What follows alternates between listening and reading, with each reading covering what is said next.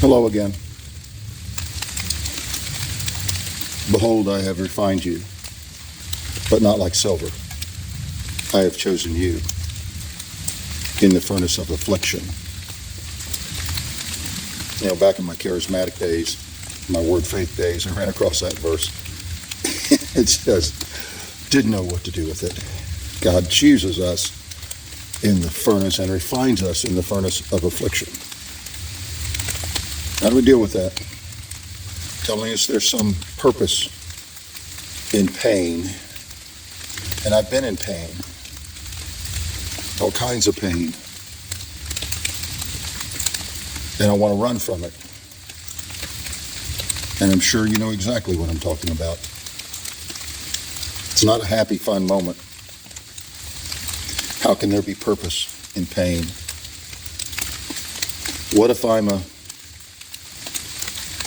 in my belief, a solid Christian and a happy Christian, and I want to do what's right. I want to serve God. And yet, God would put me in the furnace of affliction. Well, he tells us why.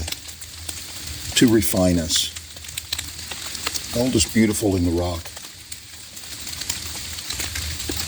And it's just as valuable in the rock.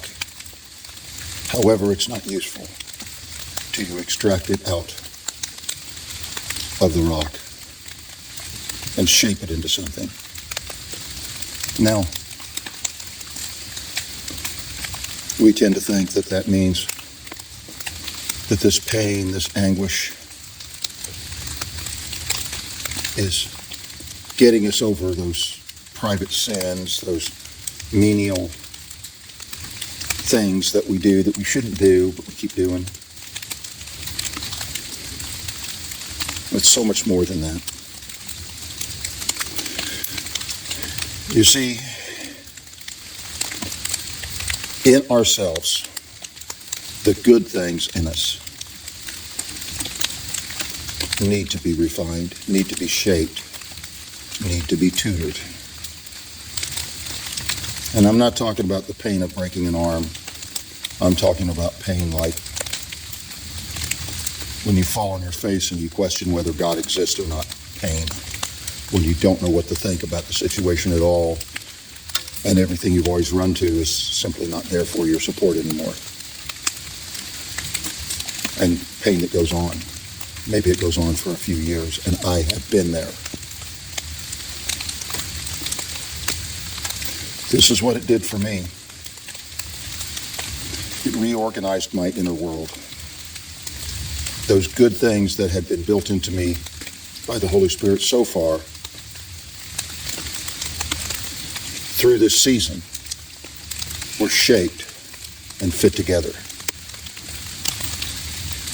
And most importantly, were balanced. So that when I came out of that time, that season of anguish, that furnace of affliction,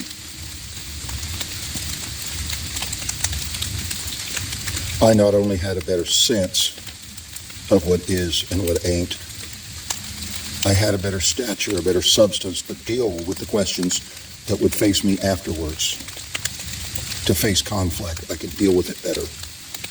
I could have a better balanced approach to how I responded. A more mature, spiritually, person than the happy and zealous person I was going into that furnace. Not a youthful zeal anymore, but a purposeful zeal.